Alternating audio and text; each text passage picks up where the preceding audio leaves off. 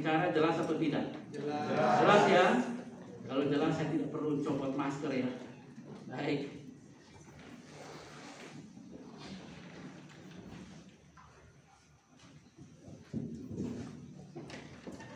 Saudara, mari kita buka Alkitab kita.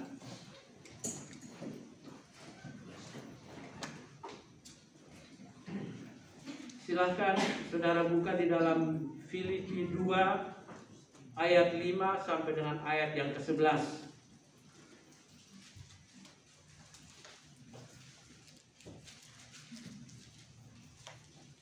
Filipi pasal yang kedua ayat 5 sampai dengan ayat yang ke-11. Kalau saudara sudah menemukannya, saya akan bacakan untuk kita semua. Demikianlah bunyi firman Tuhan yang tertulis di situ. Hendaklah kamu dalam hidupmu bersama menaruh pikiran dan perasaan yang terdapat juga dalam Kristus Yesus, yang walaupun dalam rupa Allah tidak menganggap kesetaraan dengan Allah itu sebagai milik yang harus dipertahankan, melainkan telah mengosongkan dirinya sendiri dan mengambil rupa seorang hamba dan menjadi sama dengan manusia. Dan dalam keadaan sebagai manusia, ia telah merendahkan dirinya dan taat sampai mati, bahkan sampai mati di kayu salib.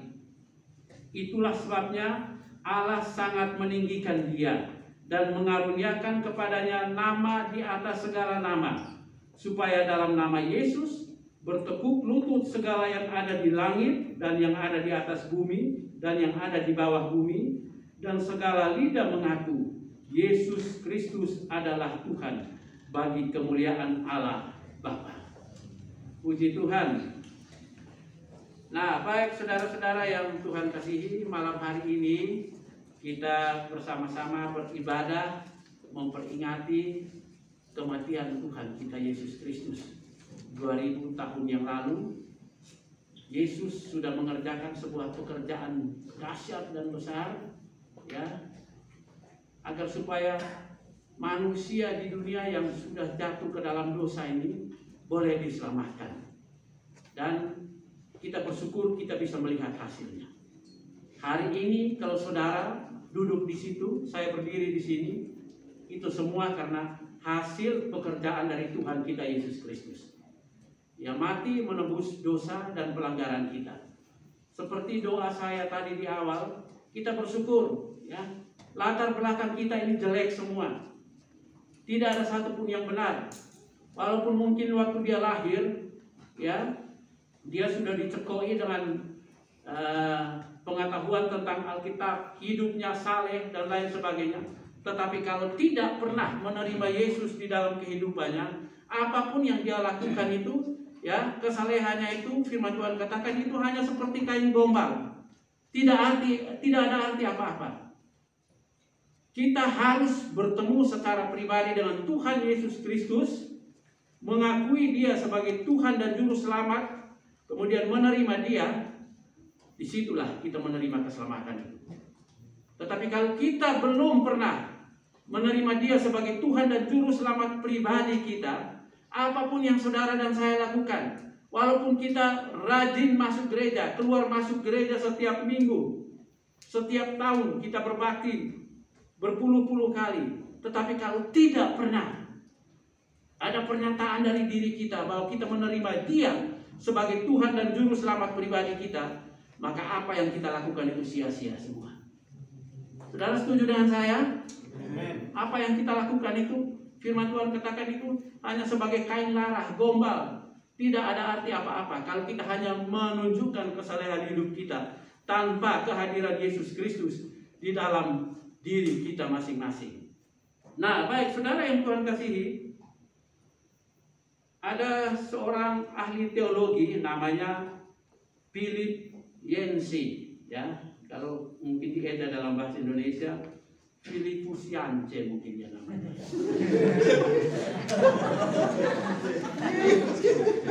Kalau di Indonesia Timur mungkin namanya Lipus ini ya.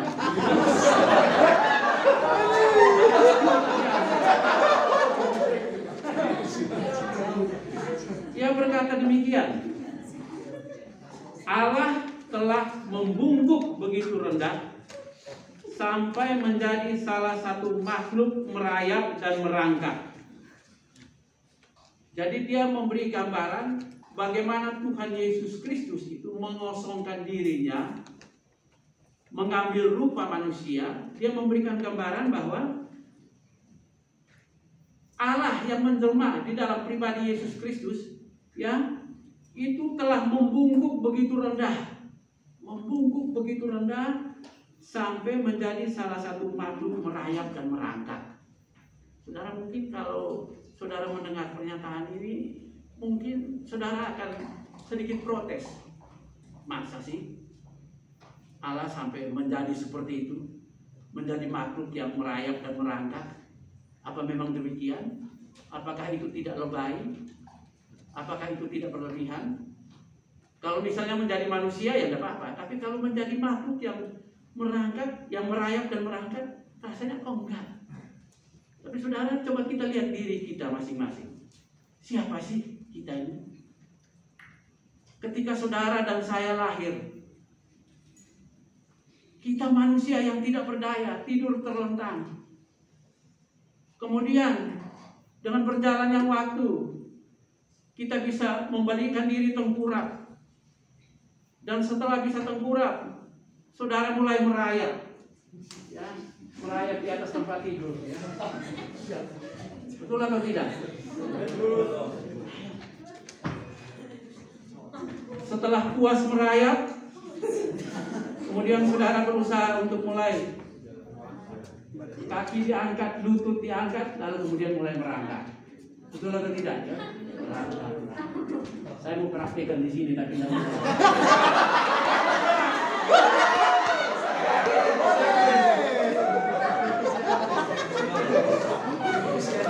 Jadi sebenarnya apa yang disampaikan oleh Bapak Likus ini memang benar.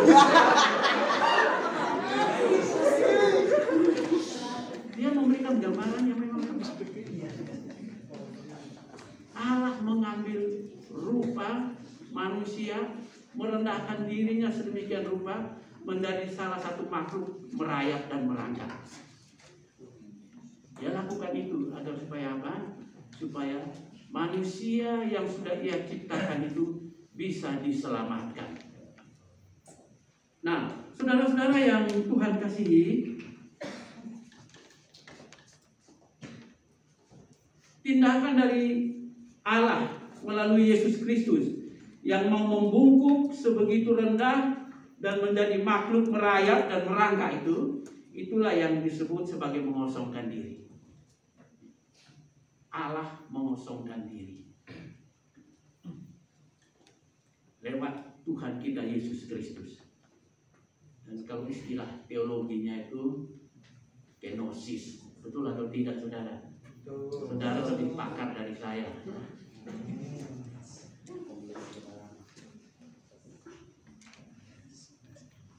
Ia mengambil rupa manusia, mengosongkan dirinya. Saudara, di dalam mengosongkan diri, orang itu akan menanggalkan segala sesuatu yang ada di dalam dirinya. Dia tanggalkan semua, ya, menanggalkan reputasinya, nama baiknya, menanggalkan apa lagi? Gengsi, harga dirinya, apalagi yang ditanggalkan? Kehormatan, kedudukan, itu ditanggalkan. Kemuliaannya juga ditanggalkan. Pembenaran diri juga ia tanggalkan. Selain menanggalkan sesuatu yang ada di dalam dirinya, ya, ketika orang mengosongkan diri, ia juga akan merendahkan diri, berjalan turun ke bawah. Turun ke bawah. Bukan naik ke atas, tapi turun. Turun.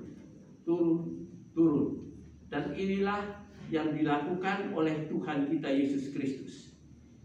Ia melepaskan kesetaraannya dengan Allah. Dia tidak pertahankan itu. Ia mengambil keputusan berjalan turun ke bawah, merendahkan dirinya sedemikian rupa sampai akhirnya mati di atas kayu salib.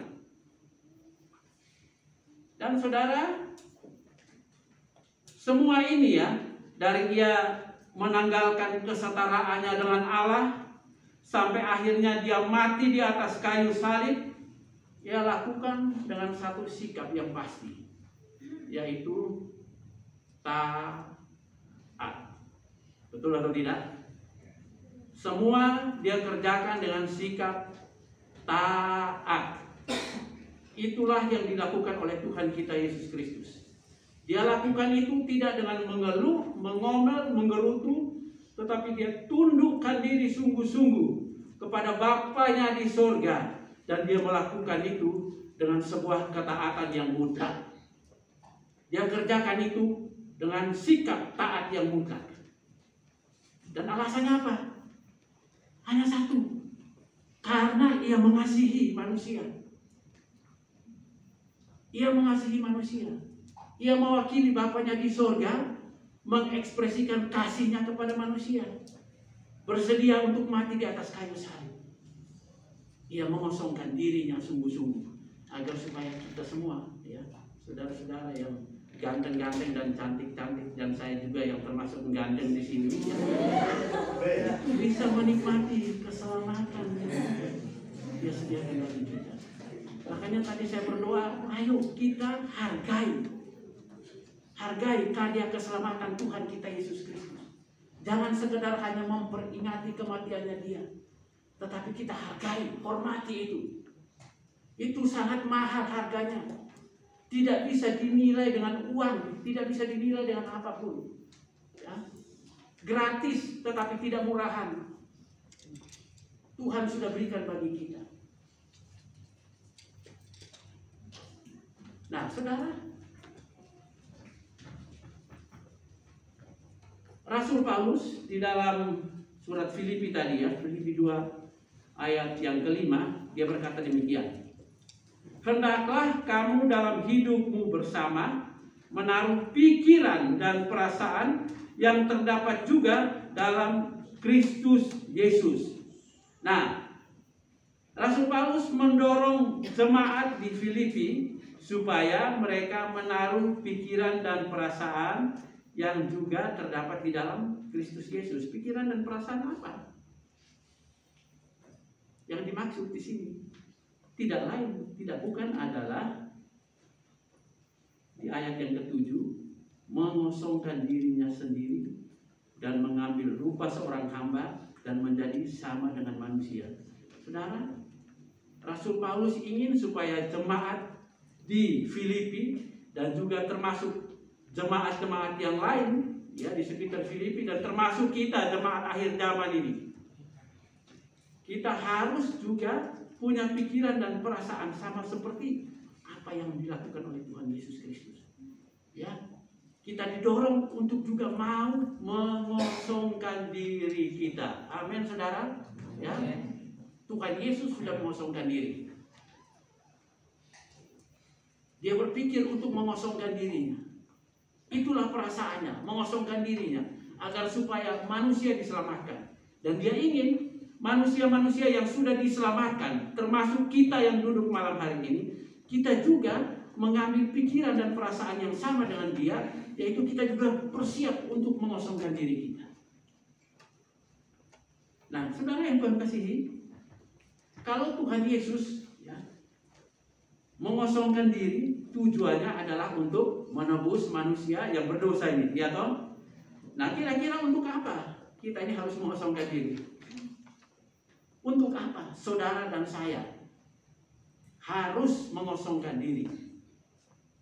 Harus punya pikiran dan perasaan sama seperti Tuhan Yesus yang mengosongkan diri. Kita juga harus mengambil sikap untuk mengosongkan diri. Nah, baik saudara, malam hari ini ada beberapa hal yang saya catat di sini yang saya percaya itu merupakan berkat bagi kita, ya, secara rohani maupun jasmani,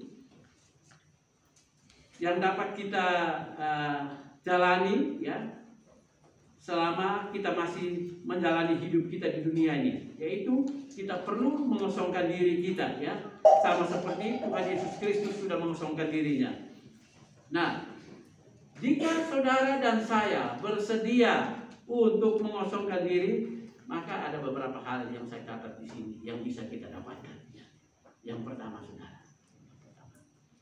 Yang pertama, kalau saudara dan saya siap untuk mengosongkan diri, maka yang pertama, saudara dan saya akan ada kesempatan untuk menerima kepenuhan Allah di dalam diri. Sadarkah saudara bahwa Allah yang besar itu, Allah yang dahsyat itu, Allah yang luar biasa, yang tidak bisa terjangkau oleh akal dan pikiran kita, itu bersedia untuk hidup di dalam dirimu? Sadarkah saudara tentang itu? Percayakah saudara tentang itu? Percaya atau tidak? Percaya. Sekali lagi, percaya atau tidak? Percaya. Dia Allah yang besar, Allah yang dahsyat. Tapi dia bersedia untuk tinggal menetap di dalam diri kita dengan seluruh kepenuhannya. Ini sesuatu yang dahsyat, tidak bisa terjangkau oleh pikiran dan akal kita. Tetapi itulah kerinduan hati Allah. Ketika dia menyelamatkan kita dari dosa, dia rindu bersekutu dengan kita. Dan oleh karena itu dia siap pribadinya, kepenuhannya itu memenuhi diri kita. Karena ini hal yang dahsyat, hal yang tidak main-main. Allah pencipta segala sesuatu, Allah yang tidak bisa terjangkau oleh pikiran dan akal kita, bersedia untuk hadir di dalam hidup kita. Nah, oleh karena itu di dalam Efesus 3 ayat 18 sampai dengan 19 itu Rasul Paulus berdoa ya untuk jemaat di Efesus seperti ini. Saudara bisa lihat Efesus 3 ayat 18 sampai 19. Aku berdoa supaya kamu bersama-sama dengan segala orang kudus dapat memahami betapa lebarnya dan panjangnya dan tingginya dan dalamnya kasih Kristus, dan dapat mengenal kasih itu sekalipun ia melampaui segala pengetahuan, melampaui akal kita, pikiran kita. Kemudian doa yang berikutnya, dia katakan begini, aku berdoa supaya kamu dipenuhi di dalam seluruh kepenuhan Allah. Ya. Saudara, waktu dulu saya baru belajar pertama firman Tuhan.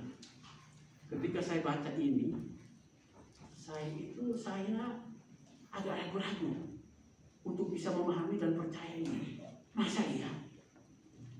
Allah yang begitu besar, kepenuhannya bisa masuk di dalam diri saya. Tetapi dengan berjalannya waktu, saya belajar mengerti dan Roh Kudus memberikan penjelasan penerangan kepada saya bahwa memang itu tidak mustahil. Allah bersedia untuk melakukannya. Ia siap untuk berdiam di dalam diri kita. Kadang-kadang kita mungkin berpikir biasa-biasa saja, tetapi saudara, ini sesuatu yang dahsyat, hal yang luar biasa yang perlu kita renungkan setiap waktu. Allah yang luar biasa itu ada di dalam diri kita. Dia bersedia ada di dalam diri kita. Nah, saudara, tetapi bagaimana supaya Allah yang luar biasa itu bisa ada di dalam diri kita, kepenuhannya itu bisa ada di dalam diri kita, seperti doa yang dinaikkan oleh Paulus untuk jemaat di Efesus. Caranya hanya satu, saudara dan saya harus mengosongkan diri. Kita harus kosongkan diri kita. Lepaskan segala sesuatu yang ada di dalam dirimu, pikiran dan hatimu, itu dilepaskan, kosongkan itu. Hanya bagi Tuhan. Kalau kita kosongkan diri kita, maka Allah bersedia untuk hadir di dalam hidup kita. Saudara,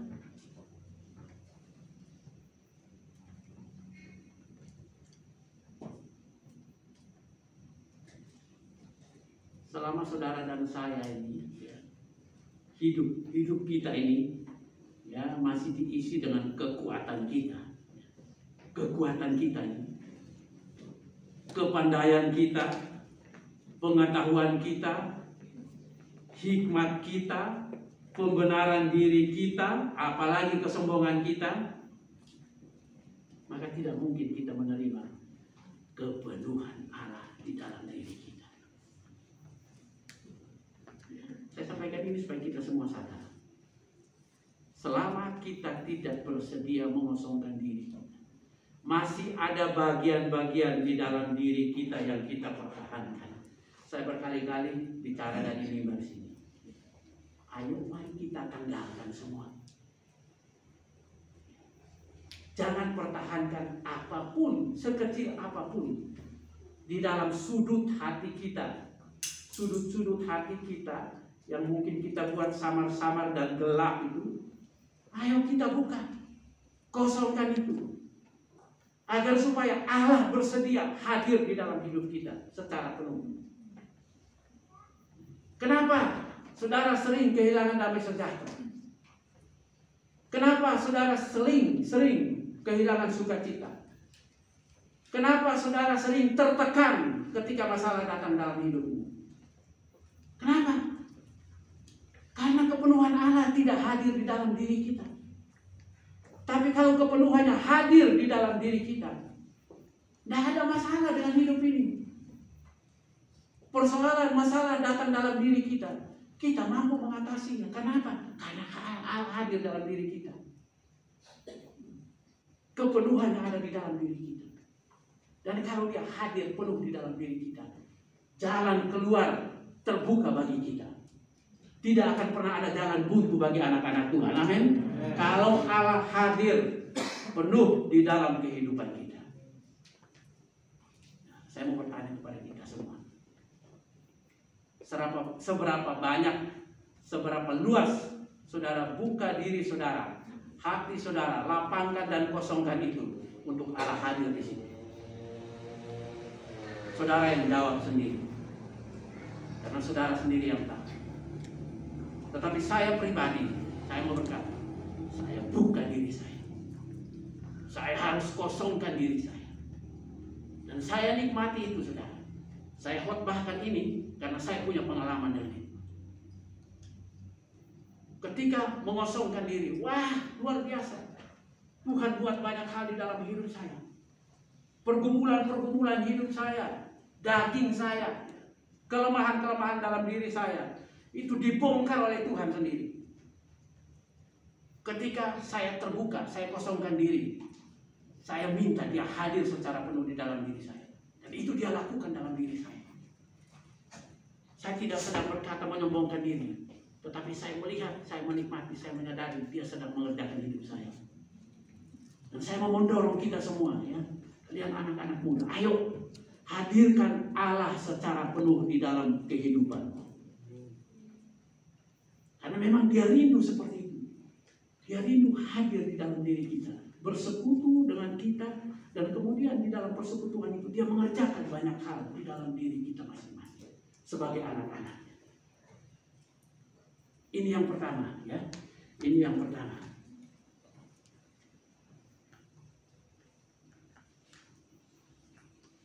Kesempatan untuk menerima kepenuhan Allah ketika saudara dan saya mengosongkan diri. Nah, kemudian yang kedua, kalau kita kosongkan diri kita, apa berkat kedua apa yang kita dapatkan? Yang kedua adalah kita dapat kesempatan untuk bisa bergantung penuh kepada Tuhan. Orang yang mengosongkan diri itu orang yang menyadari bahwa dia itu tidak ada apa-apanya, kosong saya. Diriku ini kosong, diriku ini tidak ada apa-apanya. Ya. Apa yang harus aku banggakan dari diriku? Dan ketika ia menyadari dirinya kosong, dia akan sadar, aku butuhkan sesuatu. Dan pasti dia larinya kepada Tuhan. Mengosongkan diri itu akan mendorong seseorang untuk bergantung penuh kepada Tuhan. Karena dia menyadari dia kosong. Dia tidak punya apa-apa. Tetapi kalau dirinya masih penuh dengan macam-macam, Tuhan itu akan nomor kesekian. Waktu sakit baru ingat Tuhan. Waktu kekurangan tidak punya uang baru berteriak kepada Tuhan. Tetapi kalau semuanya lengkap, ada kekuatan di dalam dirinya, tidak akan pernah dia berteriak kepada Tuhan. Tetapi orang yang mengosongkan dirinya, yang menyadari dia tidak punya apa-apa, dia akan belajar bergantung penuh kepada Tuhan, dan dia akan berteriak hanya kepada Tuhan. Dan itulah yang Tuhan sukai. Kita bergantung penuh kepada Dia. Jadi kalau saudara mengosongkan diri saudara, itu berarti saudara sedang mengambil keputusan untuk bergantung penuh kepada Tuhan. Ya. Di dalam Yohanes 15 ayat 5, di situ dikatakan demikian, akulah pokok anggur dan kamulah ranting-rantingnya. Barang siapa tinggal di dalam aku dan aku di dalam dia, ia berbuah banyak. Sebab di luar aku kamu tidak dapat berbuat apa-apa. Itu harus kita sadari. Di luar Tuhan kita tidak bisa berbuat apa-apa. Walaupun orang dunia di sana, ya di luar sana, mereka memang di luar Tuhan, tetapi kita lihat mereka bisa begini begitu. Saudara, itu hal biasa itu. Tapi di mata Tuhan itu tidak ada apa-apanya. Kita harus belajar untuk bergantung penuh kepada Tuhan. Dan itu baru bisa kita lakukan kalau kita mau mengosongkan diri kita. Nah, saudara, ketika kita mengosongkan diri kita, bergantung penuh kepada Dia, dan melekatkan hidup kita kepada Dia, maka janji Tuhan pasti akan digenapi dalam hidup orang yang mau melekatkan dirinya kepada Tuhan. Saudara semua tahu di dalam Mazmur 91 ayat 14 sampai 16, di situ dikatakan, sungguh hatinya melekat kepadaku, maka aku akan meluputkannya, aku akan membentenginya, sebab ia mengenal namaku. Bila ia berseru kepadaku, aku akan menjawab, aku akan menyertai dia dalam kesesakan, aku akan meluputkannya dan memuliakannya. Dengan panjang umur akan ku kenyangkan dia, dan akan kuperlihatkan kepadanya keselamatan daripadaku. Apa yang didapatkan ketika kita melekat kepada Tuhan? Diluputkan, dibentengi, dilindungi. Doa-doa kita dijawab, permohonan kita dijawab, dimuliakan, diberi panjang umur, diselamatkan. Itu janji Tuhan. Ya dan amin. Dia berjanji, dia pasti menepati. Yang penting adalah kita melekatkan hidup kita kepada Dia. Ini yang kedua. Sekarang yang ketiga. Saya tidak akan lama-lama. Yang ketiga, kalau kita mengosongkan diri, maka apalagi yang kita alami sebagai anak-anak Tuhan. Yang ketiga, kesempatan untuk ditinggikan oleh Allah. Itu yang ketiga. Saudara, tidak hanya Tuhan Yesus yang ditinggikan oleh Allah, karena Ia bersedia mengosongkan dirinya, ya. Kalau saudara baca di dalam ayat 9 sampai 10, di situ dikatakan demikian. Ya, Filipi 2 tadi. Itulah sebabnya Allah sangat meninggikan Dia dan mengaruniakan kepadanya nama di atas segala nama. Karena mengosongkan diri, Allah Bapa meninggikan Yesus Kristus Tuhan. Dia ditinggikan. Dan ingat, bukan hanya Tuhan Yesus Kristus, tetapi kita yang percaya kepada Dia, kita yang menjadi miliknya, kita yang adalah umatnya. Allah juga bersedia meninggikan kita. Saudara aminkan tak ini? Ya, yang kalau tidak mengaminkan ya memang dia maunya biasa-biasa saja, tidak apa-apa. Allah bersedia meninggikan kita anak-anaknya, bersedia meninggikan kita umatnya. Nah, saudara, kalau saudara baca di dalam Mazmur 8 ayat 5 sampai dengan ayat 6, di situ firman Tuhan berkata demikian, sebab bukan dari timur atau dari barat dan bukan dari padang gurun datangnya peninggian itu, tetapi Allah adalah hakim, direndahkannya yang satu dan ditinggikannya yang lain. Ya, peninggian itu tidak datang dari timur, datang dari barat, datang dari siapa-siapa, tetapi datangnya dari Allah. Dia adalah hakim, hakim yang adil. Ya, dia bisa merendahkan seseorang, tapi dia juga bisa meninggikan seseorang. Peninggian datang dari Allah. Allah bersedia untuk meninggikan umatnya, dan itu pasti. Kalau kita mau mengosongkan diri kita, maka Ia pasti akan meninggikan kita. Nah, saudara, wujud peninggian yang dilakukan oleh Allah kepada orang yang mengosongkan diri itu seperti apa, saudara? Ada dua catatan terakhir yang saya catat buat kita. Yang pertama, wujud peninggian, ya. Wujud dari peninggian yang Allah berikan kepada orang-orang yang mau mengosongkan dirinya, itu yang pertama adalah Allah menghormati. Percayakah saudara bahwa Allah juga menghormati umatnya? Percaya nggak, saudara? Ayo yang keras dong.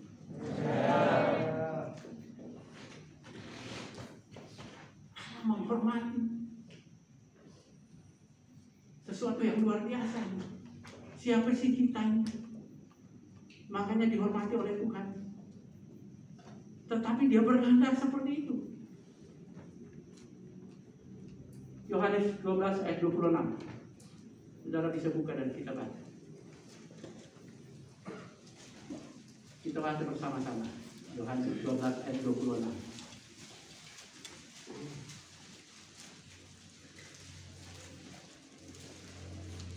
Sudah ketemu?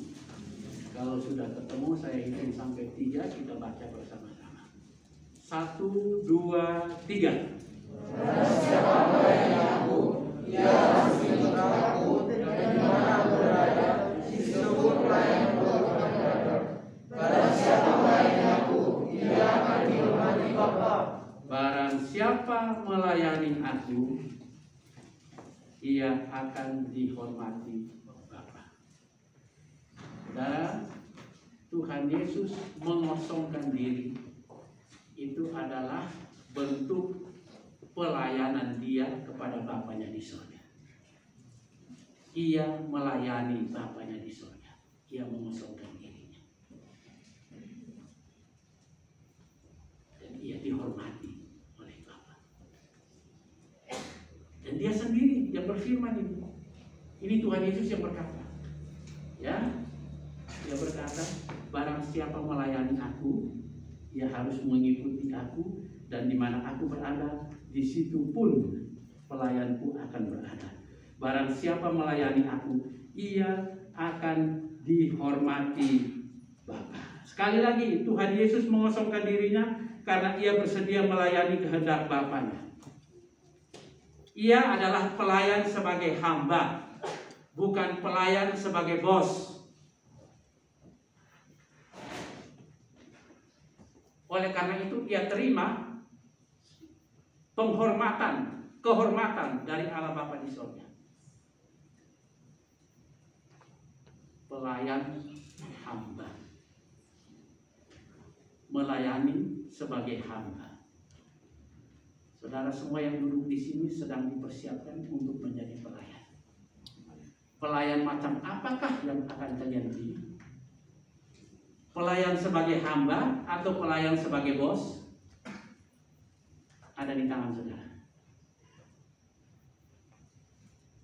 Mereka yang mau jadi pelayan sebagai bos itu tidak akan pernah bisa menerima hormat dari Allah. Bahkan akan ditolak oleh Allah. Semua kita tahu Matius pasal 7 ayat 23. Dibaca aja.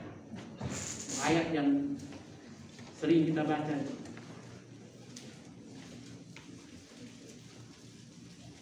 Matius 7 ayat 22 sampai 23. Firman Tuhan berkata demikian. Pada hari terakhir banyak orang akan berseru kepadaku, Tuhan, Tuhan, bukankah kami bernubuat demi namamu dan mengusir setan demi namamu dan mengadakan banyak mujizat demi namamu juga? Saudara, kalau dari pernyataan ini, kira-kira orang-orang seperti apa ini yang sedang berteriak kepada Tuhan? Ya, ini siapa ini?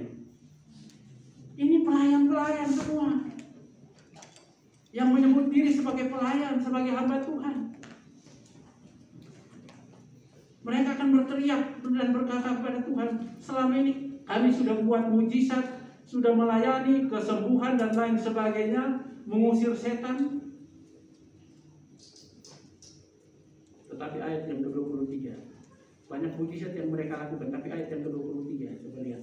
Pada waktu itulah aku akan berterus terang kepada mereka dan berkata, aku tidak pernah mengenal kamu.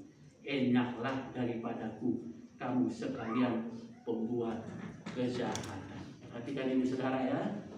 Saudara semua sedang dipersiapkan di sini untuk menjadi pelayan-pelayan Tuhan. Ayo mulai sekarang belajar untuk melayani sebagai hamba ya, bukan melayani sebagai bos. Ketika saudara diminta untuk melayani, ya, melayani misalnya main musik atau menyampaikan firman, ya, jangan berpikir yang lain-lain. Pikirkan bahwa ini saudara melakukan sebuah pekerjaan pelayanan. Tidak usah pikir bayarnya berapa. Tidak usah pikir saya akan bagaimana, saya ditempatkan di mana nanti. Tidak usah berpikir seperti itu. Ayo melayani sebagai hamba. Tuhan Yesus berkata, ya, siapa yang melayani aku, ia harus mengikuti aku. Perhatikan, mengikuti aku.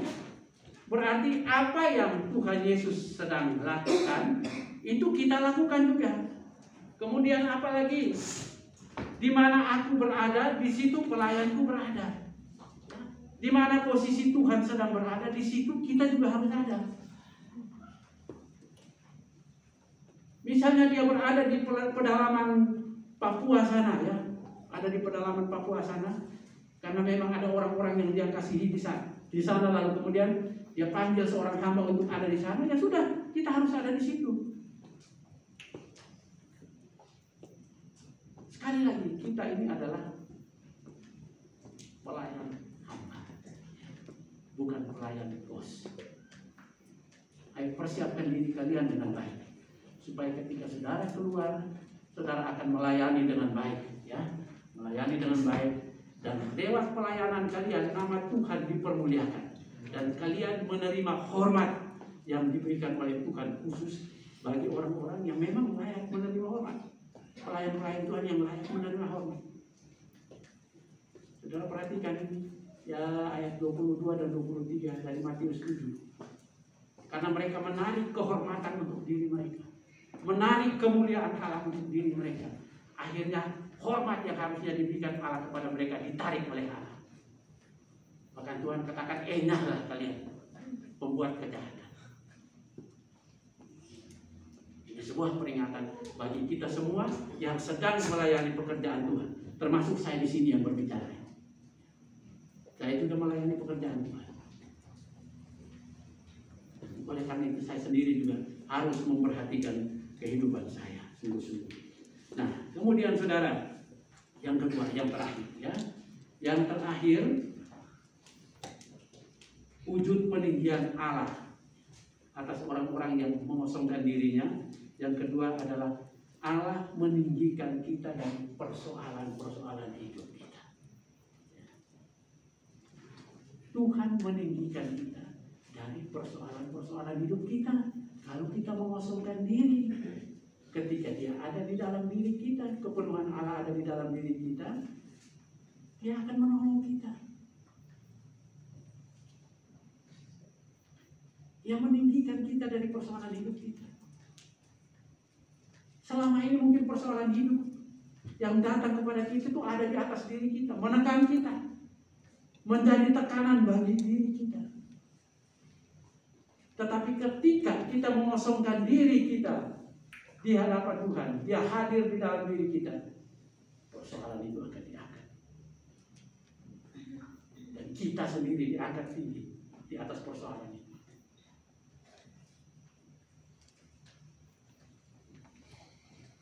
Sayap Raja Wali diberikan kepada kita. Kita terbang tinggi mengatasi persoalan-persoalan yang kita hadapi. Persoalan yang kita hadapi itu menjadi kendaraan bagi kita untuk terbang tinggi dan bisa memuliakan Tuhan. Saudara yang Tuhan kasihi, ketika kita kosong atau nol, maka persoalan yang datang kepada kita itu juga jadi kosong dan nol. Saudara percaya itu? Ya. Kalau Kalau saudara dan saya mengosongkan diri dan hanya kepenuhan Allah yang ada di dalam diri kita, maka semua persoalan itu juga akan jadi kosong dan nol. Ya, kita akan tampil sebagai pemenang, bukan pecundang, tapi pemenang. Oleh karena itu, saudara sering dengar itu istilah ya, from zero to hero. Ya, seringkali kita ucapkan itu, from zero to hero, dari nol kepada pahlawan, menjadi pahlawan. Dan itu baru bisa kita alami kalau kita mengosongkan diri kita di hadapan Tuhan.